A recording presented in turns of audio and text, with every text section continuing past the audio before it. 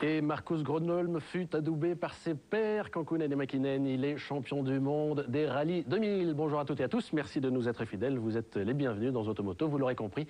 Aujourd'hui, c'est la rétrospective de la saison des rallyes et nous avons le plaisir, le très grand plaisir d'accueillir trois des grands acteurs majeurs de cette saison autour de cette table d'Automoto. Corrado Provera, le patron de Peugeot Sport, donc votre pilote Marcus Gronholm, champion du monde, votre équipe Peugeot, Absolument. Champion avec la 206. Didier Auriol, champion du monde 94, futur pilote Peugeot. Oui, bonjour. Bonjour.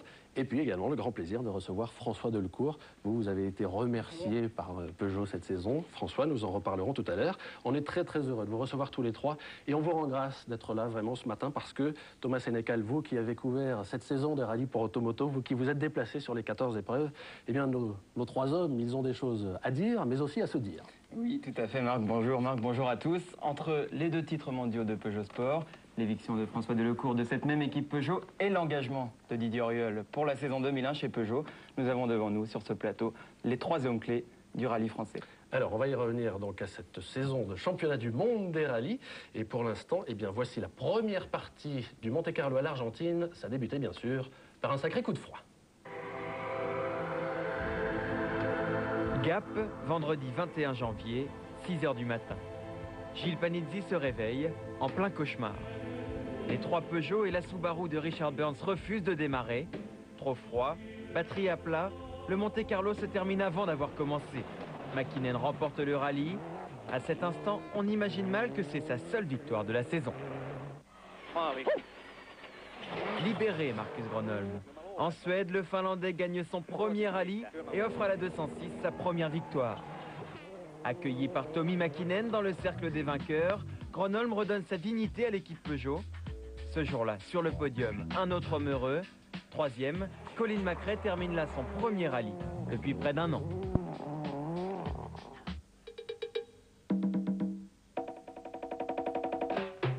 Au safari, les Subaru ne ratent pas le rendez-vous de l'endurance et de la fiabilité. Richard Burns déjoue tous les pièges de l'Afrique pour se replacer au championnat du monde. Avec la deuxième place de Kankkunen, Subaru fait le doublé. La troisième marche du podium est jaune. Après un rallye plein de sens tactique, Didier Auriol ne rate pas l'occasion de monter sur le podium.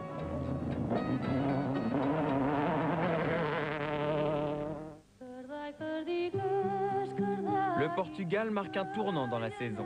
C'est le premier affrontement direct entre Marcus Gronholm et Richard Burns. Avec sa toute nouvelle voiture, l'Anglais s'impose d'un souffle, 6 secondes. Gronholm la révélation, Burns la confirmation et Tommi Mäkinen peut déjà trembler pour sa couronne. D'autant que le Finlandais abandonne après cette touchette et que sa Mitsubishi paraît dépassée. Cinquième, Delecourt marque ses premiers points de la saison. Avec le triomphe de McRae, la Catalogne sacre un quatrième pilote sur une quatrième voiture différente en 5 courses. Richard Burns termine dans ses roues. Les rallyes deviennent de plus en plus serrés. La preuve, Carlos Sainz, troisième, n'est qu'à 11 secondes du vainqueur. Pour Ford et McRae, c'est le scénario parfait, mais pas pour Peugeot. Favorite de la course, les 206 terminent 5e, 6e et 7e. La plus chaude ambiance de l'année, des dizaines de passages de guet, l'Argentine est le rallye de tous les excès. Et c'est là que Richard Burns semble s'envoler vers le titre mondial. Après sa victoire, Subaru compte 23 points d'avance au championnat. Et chez les pilotes, Burns devance Gronholm de 14 points. Pour Didier Auriol, l'aventure Seat tourne au flop.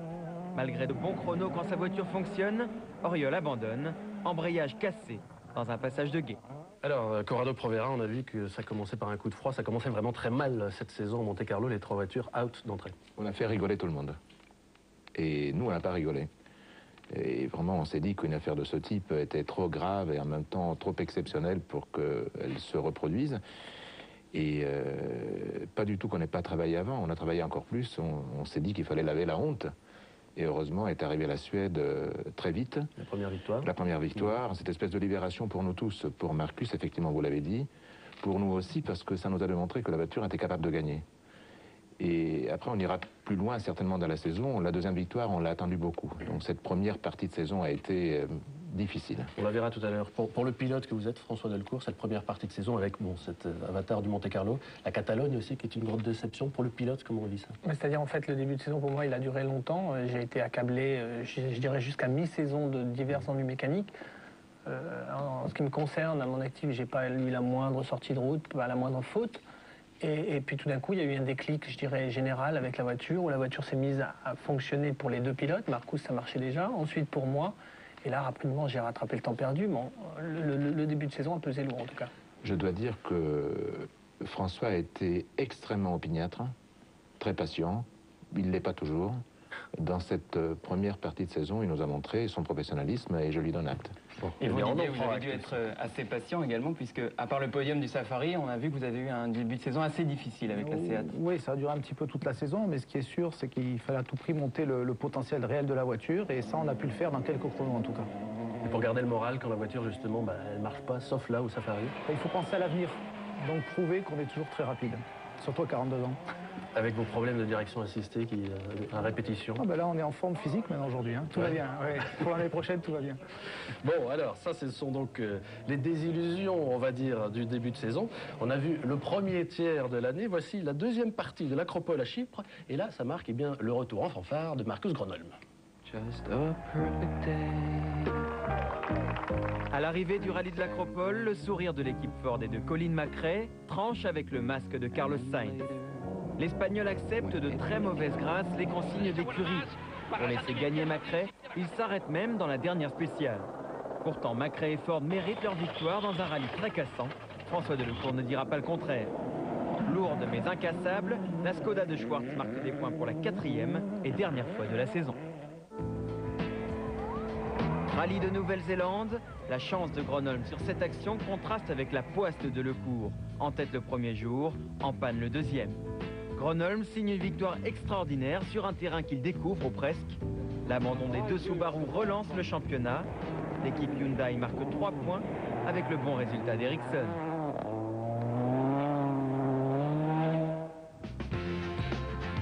Et l'on n'arrête plus Marcus Gronholm. En Finlande, l'été de tous les succès continue pour le pilote Peugeot. Chez lui, Gronholm remporte la victoire la plus attendue, donc la plus stressante. Et surtout, il passe en tête au championnat du monde après cette sortie de route fatale à Richard Burns.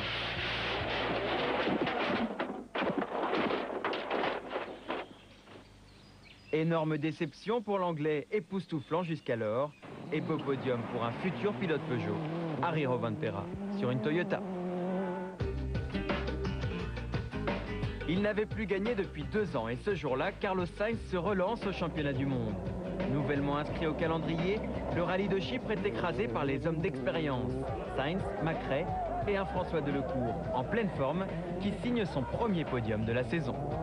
Nouvel abandon pour Didier Auriol, l'équipe SEAT commence à se démobiliser après avoir appris la mauvaise nouvelle. Le constructeur espagnol quitte le championnat du monde à la fin de la saison. Alors Didier Auriol, SEAT qui jette l'éponge. À ce moment-là, vous savez que vous n'aurez pas de volant chez SEAT pour 2001. Et c'est à cet instant que vous vous rapprochez réellement de Peugeot. On avait eu quelques petits contacts bien avant. Mais c'est vrai que j'avais d'autres priorités. Pour moi, c'était d'essayer d'aboutir à cet objectif qu'on avait avec l'équipe SEAT. À partir de là, il fallait penser à l'avenir. Et l'avenir, à ce moment-là, c'était Peugeot. Tiens, parenthèse, vous parlez des petits contacts que vous aviez eus avant. Oui, on ouvre une petite parenthèse. L'année d'avant, justement, pourquoi vous n'étiez pas venu chez Peugeot? Bon, il y avait diverses raisons. En fait, Peugeot, entre autres, me proposait que 6 épreuves. Et à ce moment-là, je pouvais avoir encore un contrat avec Toyota qui me permettait de me défendre mon titre de champion du monde. Et si on se rappelle, 99, j'étais encore en passe de gagner le titre de champion du monde, encore au Rallye d'Australie. Donc je crois que le choix était bon. Et bon, après, c'est vrai que mon envie de courir dans une marque française, elle était toujours présente. Et puis on a pu concrétiser ça pour 2001. Mais je peux me permettre d'ajouter une précision, comme ça on règle ce problème qui a fait on referme la parenthèse. Voilà, qui a fait couler un petit peu d'encre, pas beaucoup au demeurant. Nous avions, Jean-Pierre Nicolas et moi, contacté Didier Auriol en 98 en vue de lui proposer 6 rallyes en 99, plus la saison complète en 2000. Et en plus de ce que Didier vient de dire, à savoir simplement 6 rallyes en 99, il avait tout à fait le droit de décider d'avoir une saison complète en 99.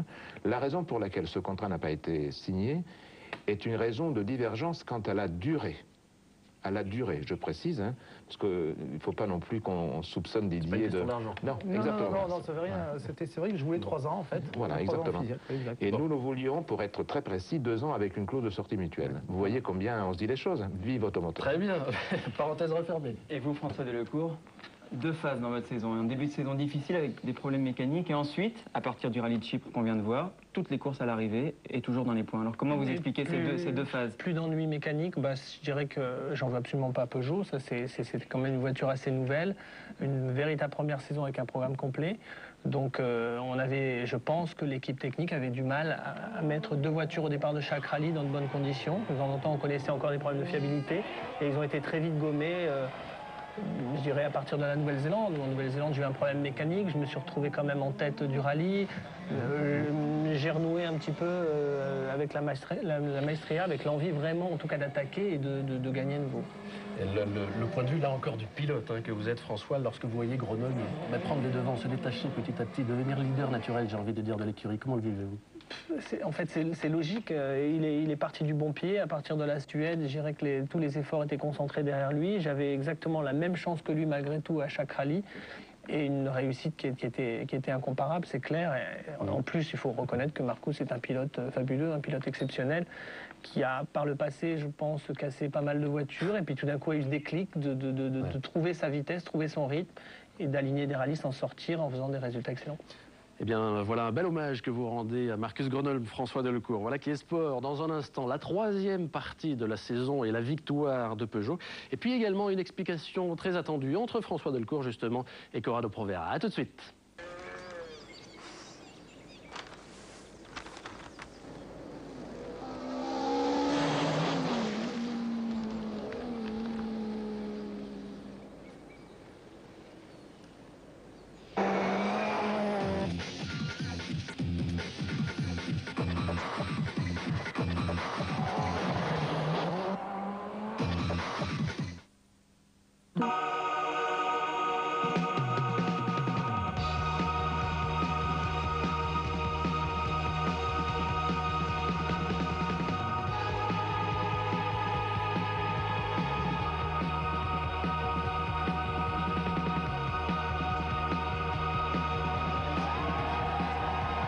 C'est la 2e partie de la rétrospective de la saison 2000 des rallyes ce matin dans Automoto. Bonjour, si vous nous rejoignez maintenant, vous êtes les bienvenus. Nous sommes toujours en compagnie de Thomas Sénécal, notre spécialiste rallye à Automoto, de François Delecourt, remercié cette saison, à la fin de cette saison par Peugeot et qui rebondira l'année prochaine chez Ford. On en reparlera tout à l'heure. Nous sommes en compagnie également de Didier Auriol et de Corrado Provera. Corrado, la légende, j'ai envie de dire, a continué après la 205 Turbo 16 avec la 206 WRC cette année. Pour autant, dans le secret des ateliers, tout ne paraissait pas toujours très rose. Bien évidemment. Tout d'abord parce qu'il y a eu 15 ans entre l'épopée glorieuse de la 205 et le début de l'histoire, je l'espère longue, de la 206, parce que les gens ne sont plus les mêmes, parce que le championnat, sans enlever du mérite à l'ancêtre et à ceux qui l'ont fait gagner, est bien plus relevé. On est face à des concurrents extrêmement prestigieux, des pilotes aguerris, et c'était notre première saison. Donc, je me relie un petit peu à ce que François disait tout à l'heure. C'est vrai qu'en début de 99, le Cirali et surtout en début de 2000, on a souffert de problèmes de fiabilité énormes. Notamment la boîte de vitesse qui nous a empoisonné la vie, qu'il fallait changer 2 fois par rallye. Et comme on peut la changer que 2 fois, quand elle se cassait pour la 2e fois, on n'avait plus de boîte. Donc tout ceci a vraiment empêché le reste des problèmes de se régler. Et ça a donné des problèmes de fiabilité successifs au règlement de celui de la boîte qui ont empoisonné la vie de tout le monde, notamment celle de François. Ça s'est arrangé. En fin de saison, voici donc la 3e partie du film de cette année 2000, avec donc le triomphe de Marcus Grenoble, mais de Peugeot. Changement de décor. Sur l'asphalte, le regard halluciné de Gilles Panizzi est le plus perçant. Au Tour de Corse, Panizzi et Delecourt sont au-dessus du lot. Mais comme Ford à l'Acropole, Peugeot fait tomber des consignes au plus fort de la bagarre. Panizzi, alors en tête pour 9/10 de seconde, gagne son premier rallye mondial. Le Tour de Corse est marqué par l'accident de Colin McRae. Blessé à la pommette gauche après cette cabriole, McRae perd ici le championnat du monde. Il aurait pu perdre beaucoup plus.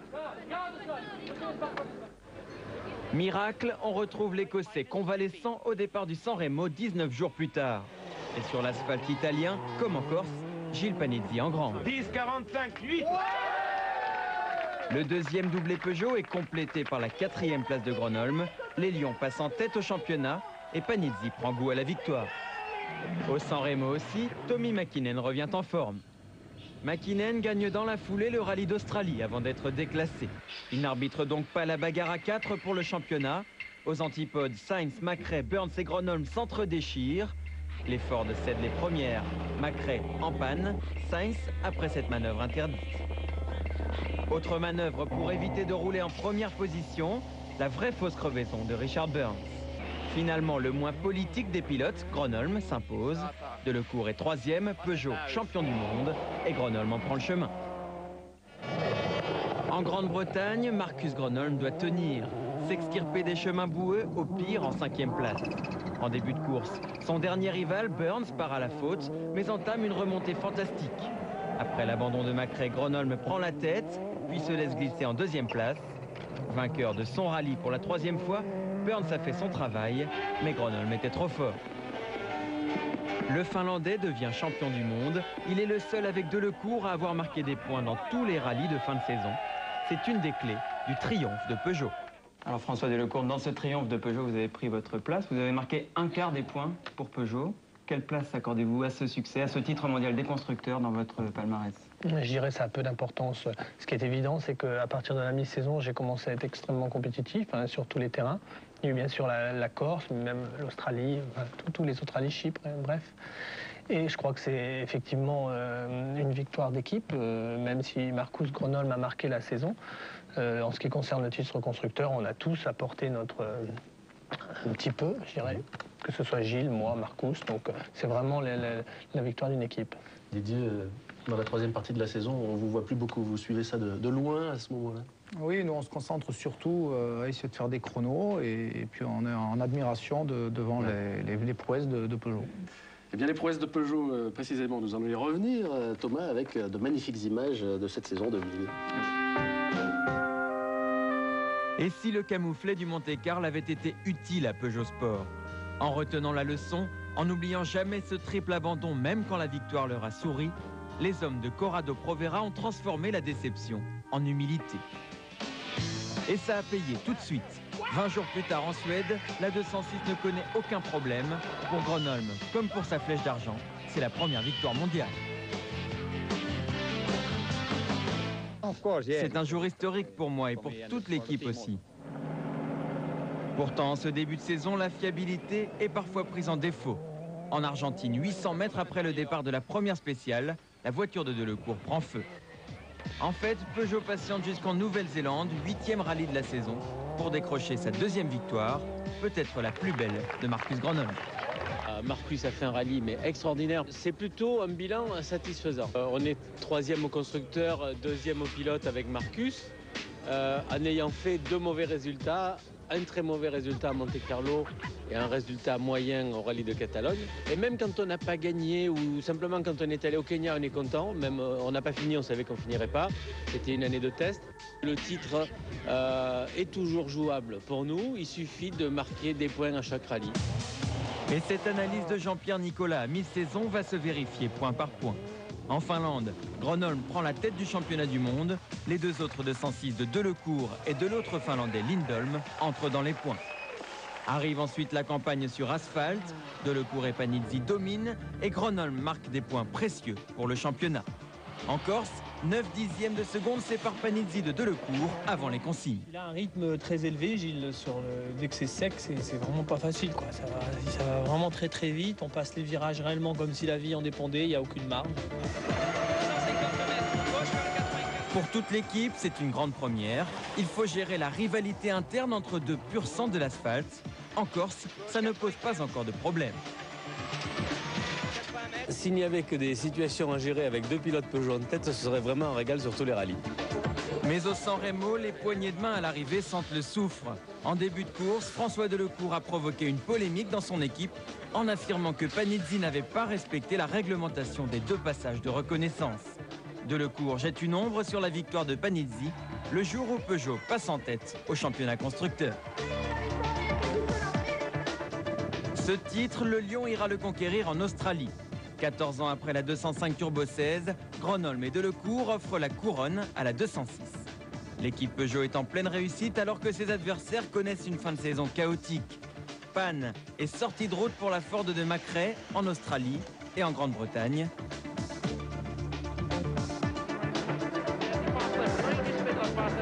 Touchette fatale de Richard Burns au San Remo, Peugeot a su profiter des malheurs de ses adversaires.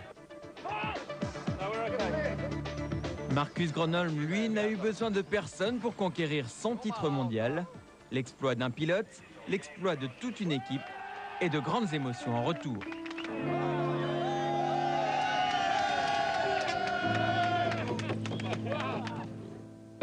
Mais beaucoup d'émotions dans toute l'équipe. Vous voyez la joie qui règne.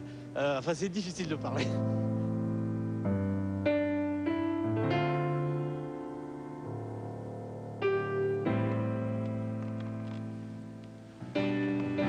Ça, et elle est très palpable, cette émotion, au soir donc du double titre des Peugeot avec Marcus Gronholm et avec la 206 WRC, donc grâce à ces 3 équipages. Alors, j'ai envie de dire qu'on attaque maintenant un petit peu un morceau de bravoure au cours de cette émission. Je dis et je répète que nous sommes très heureux, François Delcourt et Corrado Provera, que vous ayez accepté tous les deux ce matin d'être là avec nous dans Automoto. Je précise, pour ceux qui ne suivent peut-être pas le rallye de très près, que François, donc, qui était pilote Peugeot cette année, est remercié en fin de saison. Il rebondira, on en parlera tout à l'heure, la saison prochaine, chez Ford, chez qui il a trouvé un volant aux côtés de Sainz et de Macrae. On va procéder très simplement par ordre.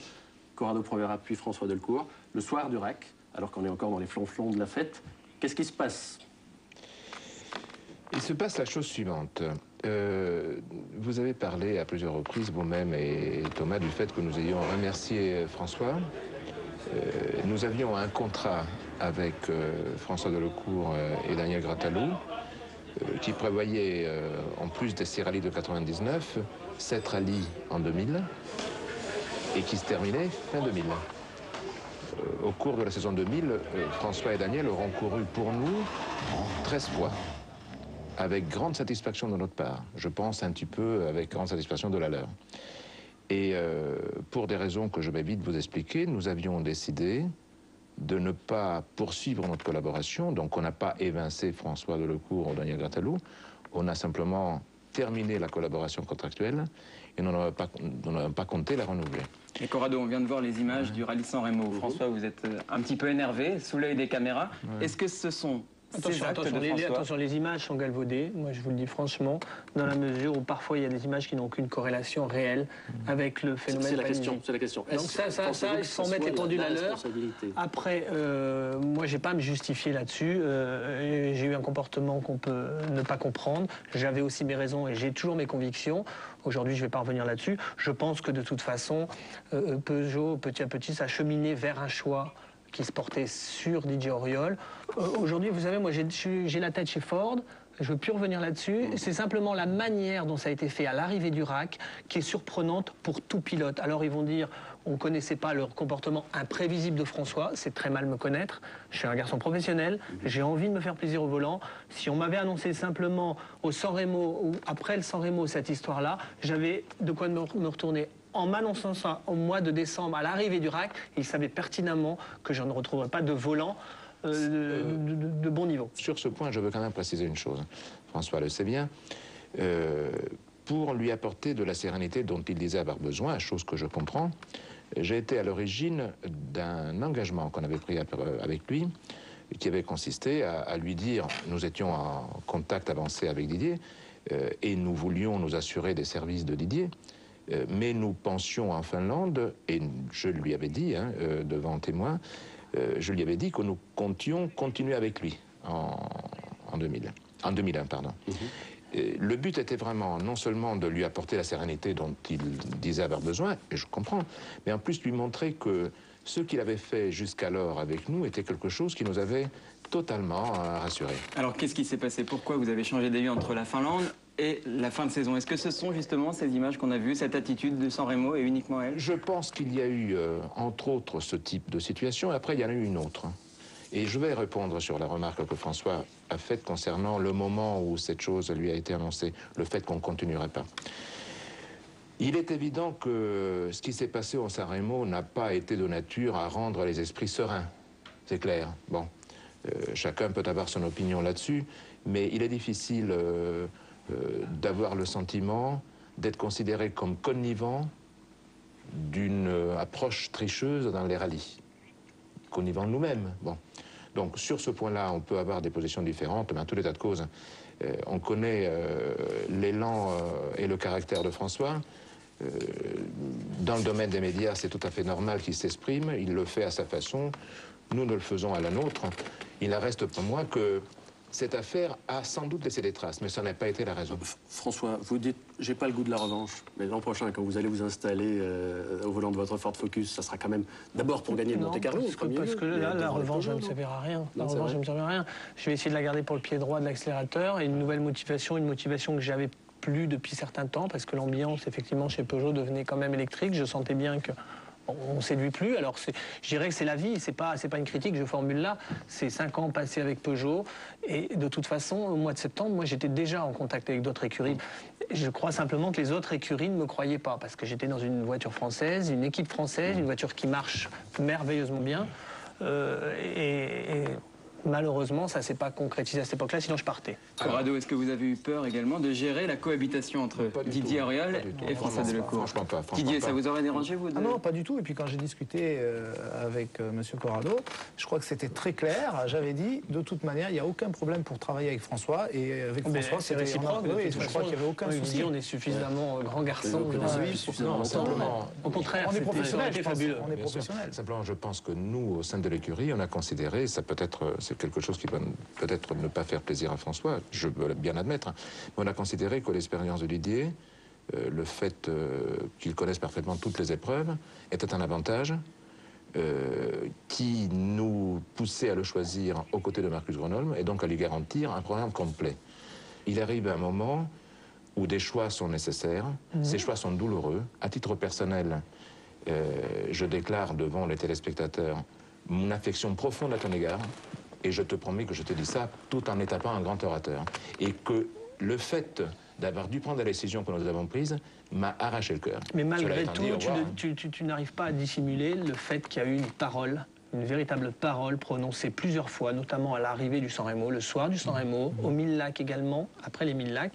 Et je dis encore, malgré tes grands talents d'orateur actuellement, tu n'arrives pas à dissimuler le fait on m'a annoncé ça tardivement, pour une raison précise, d'éliminer le personnage. On ne pouvait pas le faire autrement. Je suis désolé, je ne peux pas être d'accord avec toi.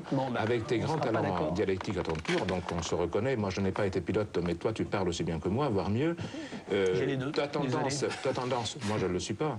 Je ne le suis pas. Je réunis les deux qualités. Mais très très bien. Et t'en reconnais d'autres, t'en réunis d'autres. Tu es un excellent chercheur de champignons. Et ça te met proche de la nature. Et plein d'autres. Bien sûr.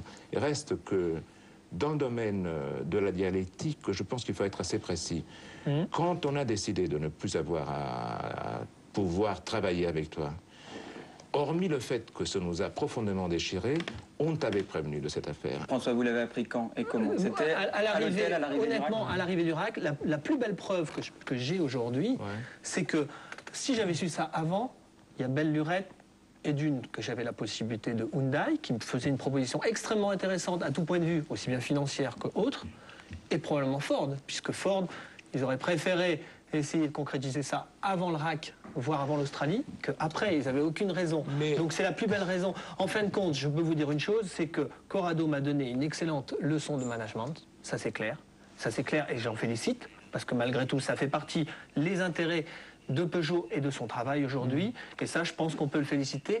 Et je n'ai aucune rancune vis-à-vis de toi, Corrado, ni de Peugeot. Et je comprends tout à fait votre politique aujourd'hui. Eh bien, en tout cas, merci de vous être exprimé, parce que vous n'arriverez pas à vous mettre d'accord, ça c'est clair. Mais merci d'être venu ce matin et d'être venu parler. C'est pas du tout pour vouloir avoir le dernier mot. Rapidement, Corrado. Rapidement. François Delecour est un grand pilote.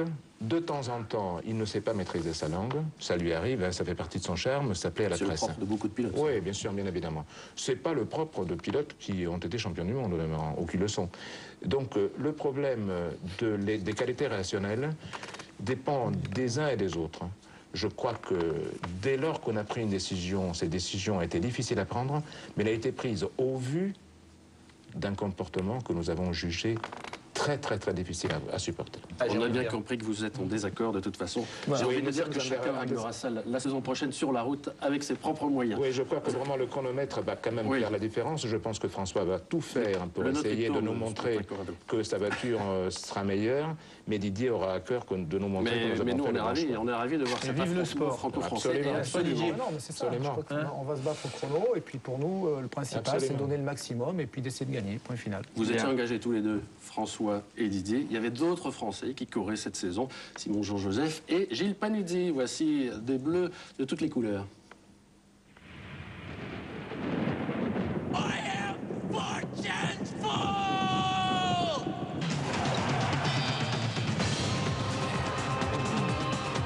Du gris, du jaune, du bleu, chez Peugeot, Seat, Subaru, les pilotes français en ont vu de toutes les couleurs cette saison. Une saison de douleur pour Didier Auriol. Jamais il n'a pu se battre pour la victoire. Lui, l'attaquant infatigable, n'a remporté que 2 spéciales. On ne peut pas suivre les autres, c'est pas possible. Le Tour de Corse et le San Remo dans la prestigieuse équipe Subaru, c'est le temps fort de la saison de Simon Jean-Joseph. Après des débuts prudents, le Martiniquais a rapporté 3 points à son équipe et a su se faire remarquer. Je viens de signer mes 2 premiers temps scratch en championnat du monde.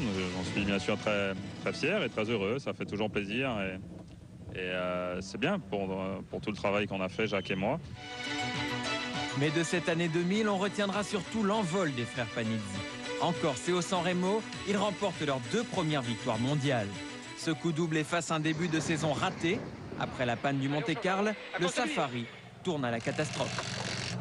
He don't stop. And me, paf! Just limit. Gênés par un amateur novice dans le désert, les Panizzi perdent leur nerf. Ce pugilat se soldera par une amende de 50 000 $. 5 mois plus tard, les frères retrouvent la compétition dans leur jardin, sur l'asphalte. 60 mètres, gauche 90 presque. Confirmation ici et révélation en Grande-Bretagne en fin d'année. Pour la première fois, Panizzi signe des temps canons sur la terre. Un grand pas en avant, même si les victoires gardent un goût particulier. Il y a victoire, mais il y a surtout un doublé. Et c'est surtout ça que je vais retenir, c'est ce doublé avec François. Parce que je pense que sans François, on se serait peut-être un petit peu ennuyé dans ce rallye. Delecourt, le meilleur ennemi de Panizzi, a connu un début de saison difficile. En Suède, le jour où Grönholm triomphe, il est freiné par des problèmes mécaniques. Mais en Nouvelle-Zélande, c'est le tournant. Delecourt occupe la tête. La bonne série est en marche. Il enchaîne ensuite 4 podiums et termine premier Français au championnat du monde. Juste devant qui? Panizzi, bien sûr.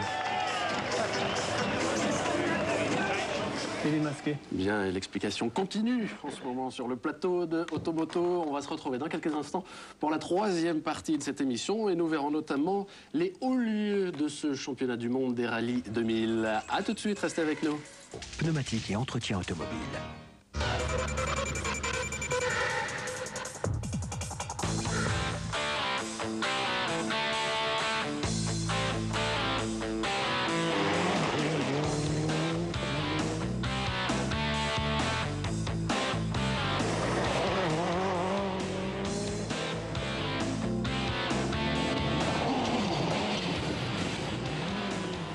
C'est avec un tout petit peu d'avance le cadeau de Noël d'Automoto. Bonjour si vous nous rejoignez maintenant. C'est la 3e partie de notre rétrospective de la saison 2000 du championnat du monde des rallyes. Nous sommes toujours en compagnie de Didier Auriol et de Corrado Provera, ainsi que de François Delecourt et Thomas Sénécal. Thomas qui a suivi donc toute la saison pour Automoto ce championnat du monde des rallyes et qui nous dresse maintenant l'état des hauts lieux de la saison. Du haut de ses 700 ans, le château de Margam contemple l'arrivée de Delecourt au rallye de Grande-Bretagne.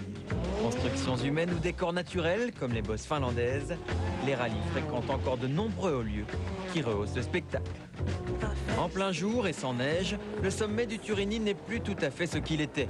Mais pour un passage galvaudé, combien d'autres ont résisté? Exemple, Santa Rosa de Calamuchita. Au fond du gué se cache une bosse et les voitures s'envolent. La Ford de Macrae retombe sur le nez, celle de Solberg sur le toit. Le public en raffole. Le public le plus chaud du monde est posté sur les pistes portugaises. L'endroit de ce rallye, c'est la bosse de Fafé. Ils y viennent par milliers. Ce qui est vraiment caractéristique ici, c'est le public qui a un enthousiasme incroyable qu'on trouve nulle part ailleurs.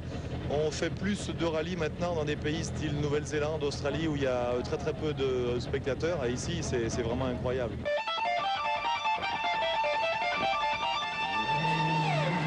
Les moteurs brisent le silence, les phares balaient l'obscurité, les flashs crépitent, les disques de frein rougeoient. La nuit, le rallye prend une autre dimension.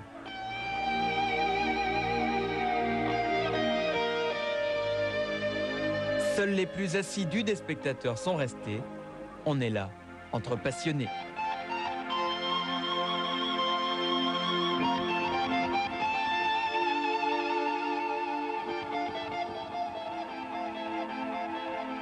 Pour moi, une spéciale de rallye, c'est dans les phares qu'on la découvre. Et malheureusement, on n'en fait plus énormément maintenant. Il y en aura une au Monte-Carlo, une très belle. Donc bon, il faut conserver quelques petits morceaux de la légende.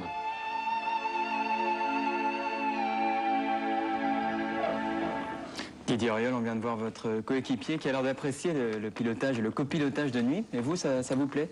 En fait, ce que j'aime pas du tout, en fait, c'est les reconnaissances de nuit. C'est vrai que le rallye de nuit, c'est un mythe. C'était le Monte-Carlo de nuit et c'est des moments très privilégiés qu'on passe à deux dans la voiture. Alors, dans votre album personnel, le rallye que vous préférez, l'endroit que vous préférez, la spéciale que vous préférez? C'est un ensemble. En fait, il faut aimer le pays, il faut aimer les gens, être bien reçu et trouver des belles spéciales. C'est l'Argentine. François? Une question? C'est difficile à dire. Effectivement, comme disait DJ, je crois qu'il faut d'abord, avant tout, aimer le pays et s'imprégner un tout petit peu de la culture avant d'aller vite dans un pays. Enfin, en tout cas, moi, je me suis rendu compte de cela à chaque fois. Non, on va donc, à 100 à l'heure en rallye, on a le temps vraiment d'en profiter. J'aime beaucoup la Nouvelle-Zélande pour le tracé. Les routes sont naturelles et fabuleuses. Vous étiez en tête en Nouvelle-Zélande en plus cette année. En plus. On aime plus un rallye quand on y a de bons résultats, peut-être? Peut-être, oui, forcément, ça doit avoir une influence. La nuit, le pilotage de nuit dont Didier vient de parler, votre opinion là-dessus? La nuit, on aime beaucoup. Ça rappelle effectivement les Monte-Carlo, les bagarres en plus entre DJ et moi. Et il y a toujours quelque chose de magique qui se passe dans ces fameuses nuits du Monte-Carlo. Et même de voir les spectateurs faire des feux dans la montagne, enfin, ça avait un côté complètement magique. Quelquefois, on va voir des images spectaculaires. Il y a des sorties de route qui, heureusement, se terminent très bien. Thomas nous a compilé un petit peu des images de la saison et vous allez pouvoir tous les trois réagir. Alors d'abord, à la limite. Là, c'est très chaud. Là. On a une petite séquence assez chaude. Là, on est avec Marcus Gronholm en Nouvelle-Zélande. Il s'en sort. Ouais. Mais je crois que ça fait partie de la course, je veux dire. Celui qui ne fait pas des petites fautes comme ça ne gagne pas un rallye de toute façon. François Delecourt, rallye d'Australie, un des passages les plus spectaculaires de l'année. On va le voir même au ralenti. Je crois qu'en fait, les gens ont eu plus peur de l'extérieur que nous de l'intérieur. On n'a pas eu le temps d'avoir peur, en fait. Là, on est en caméra embarquée avec vous. On va voir que vous êtes très motivé. On écoute. Ouais. Et là, c'est des moments de sursaut qu'on a qui sont assez intimes, malheureusement. Bon, les caméras embarquées vous volent tout. Hein. Ouais. On a bien plus que ça, vous savez, en fait. Là, on est avec Didier. Qu'est-ce qui va se passer, Didier, dans ce virage? Une direction assistée qui casse. Ça veut dire que la voiture est pratiquement inconduisible et puis c'est très lourd la direction. Mais en fait là c'est pas le problème de la direction, je zigzague parce que je teste exactement pour savoir quel est le problème. Alors ça ne vous aide pas, comme la fumée qui gêne Panizzi et comme cet événement qui arrive à Gardemeister, regardez. Oui, il a oublié en fait de resserrer, de refermer le capot avant de Voilà pourquoi il y a des sorties de route. On a maintenant le top 10, 10e, Carlos Sainz en Argentine, avec un rail qui était masqué. Tout à fait, ouais, c'est trompeur. 9e, Tommy Mäkinen au rallye de Nouvelle-Zélande. Là, il est en 6e. Le choc est très violent. 6e, ça fait quelle vitesse? Je sais pas, 150, 140. Alors là, c'est un pilote amateur, une Mitsubishi du groupe N, une voiture de série, qui tombe à 40 mètres en contrebas. Voici le copilote, indemne. C'est une spéciale très dangereuse, d'ailleurs, dans les Argadiles au Portugal. Freddy Loax, l'homonyme du pilote précédent. Je dirais que c'est la sortie de route de l'année, ça. Freddy Loax en Grande-Bretagne. Alors, la caméra a coupé très vite et on a fait petite mention à une autre sortie de route de Freddy Loax en forme de gag dans le premier virage au Tour de Corse. François, ça vous est déjà arrivé au premier virage, une sortie de route? Non, jamais, mais je touche du bois, vous savez, ça peut arriver. Grosse sortie de la saison. Oui, votre équipier, Didier. Pratiquement à 200 km/h. Voilà. C'est un miracle. Moi, j'ai eu une petite frayeur également parce qu'on se réceptionnait à droite et on s'y attendait pas. Je pense qu'on s'est fait tous peur à cet endroit-là, mais Tony était un peu plus vite que tout le monde. Et Gardemeister, ce jour-là, effectivement, passait tout près du pire. Là, on est avec Armin Schwartz. Avant, il sortait beaucoup de la route, il s'est un peu calmé, sauf au rallye de Chypre, dans la deuxième spéciale. Ça fait partie de la course. Colin McRae, lui aussi, de nombreuses sorties de route à son tableau de chasse. Aurak, il a 1 minute d'avance, il sort de la route. Comment on peut expliquer ça? On ne peut pas blâmer parce qu'on ne le souhaite pas d'abord pour nous-mêmes et malheureusement, ça, je crois que j'ai le souvenir de DJ une année au RAC. Richard Burns, qui était à la bagarre pour la victoire au rallye de Finlande. Là, il a dépassé la limite, c'est sur la ligne d'arrivée. Entre la limite et la sortie de route, il y a quelques virages où bon, ça tient à rien du tout. Avec un petit peu de réussite, des fois ça passe et puis sans réussite, ça se finit comme ça. En Finlande toujours, Zolberg, le Norvégien, qui déboise un peu la forêt. Alors heureusement, ils sont indemnes, comme tous les pilotes des sorties de route que vous voyez, Peter Zolberg. Et alors Didier, je vais vous laisser commenter la dernière. On est en Nouvelle-Zélande. En fait, on va arriver sur un petit Dodane et je vais plonger un petit peu trop tard. Ça va être après Dodane, voilà. Je vais plonger un petit peu trop tard et on va toucher un petit peu l'arrière, là un tout petit peu l'arrière. Je pense que ça va passer, mais je prends l'intérieur et on part en tonneau. Ça, c'est mon copilote. Denis Giraudet. Oui, ça, c'est un vieux souvenir qu'il a de quelques années avec Alain Oreille. Il a eu un très gros crash, en fait, sur avec une voiture de série en reconnaissance. Il s'est sorti indemne, il s'est vraiment vu mort et il a tout de suite appelé sa femme et puis c'est devenu un petit peu une habitude. Alors, mamie, c'est sa femme. Mamie, il l'appelle sa femme, oui. Mamie, voilà, comme à l'époque. La sécurité, justement, c'est un thème qui nous tient beaucoup à cœur. Comment vous, les pilotes, vous essayez, ou vous, les patrons d'écurie, de faire en sorte que ça progresse aussi bien sur les épreuves mondiales que peut-être les petites épreuves? De toute façon, ça a évolué au fil du temps et d'année en année, on voit qu'il y a une grosse progression, notamment dans les pays latins, San Remo, Portugal et autres. Mais il y a encore des progrès à faire, ça c'est évident. Je crois que c'est pas facile à mettre en place pour les organisateurs. Il y a beaucoup de progrès encore à faire, mais beaucoup ont été déjà faits. La FIA est en train de travailler dans le domaine de la sécurité avec une commission ad hoc, et pas un bidule. Des choses sérieuses sont faites, entre autres, nous, ce qu'on voudrait, et je crois que les pilotes sont tout à fait du même avis, c'est avoir en rallye la même structure permanente de sécurité qu'on peut avoir en F1, par exemple, avec des professionnels médicaux. Et être impliqué, par exemple, dans une telle structure, Didier? On est plus ou moins déjà impliqué, puisqu'on parle beaucoup de sécurité avant le départ du rallye. Et je crois que la presse joue également le jeu. Tout le monde essaie de faire le maximum, mais bien évidemment. Et Didier, vous-même, chez vous, dans le Rouergue, au rallye du Rouergue, vous vous impliquez personnellement dans ce rallye de championnat de France, vous surveillez un petit peu je survole un petit peu en hélicoptère et on essaie de négocier en fait avec les spectateurs. Et c'est vrai que c'est beaucoup plus facile pour un pilote de discuter avec les spectateurs et les faire bouger. Alors, dans quelques jours, ça sera donc les premiers essais pour chacun d'entre vous sur sa nouvelle monture. Didier Auriol, vous avez découvert il y a quelques jours votre 206 WRC. C'était en Suède. Oui. Comment vous la sentez, cette voiture? Comment vous sentez cette saison? Disons, ça commence déjà un petit peu comme un rêve, hein, et j'espère que ça se finira aussi bien.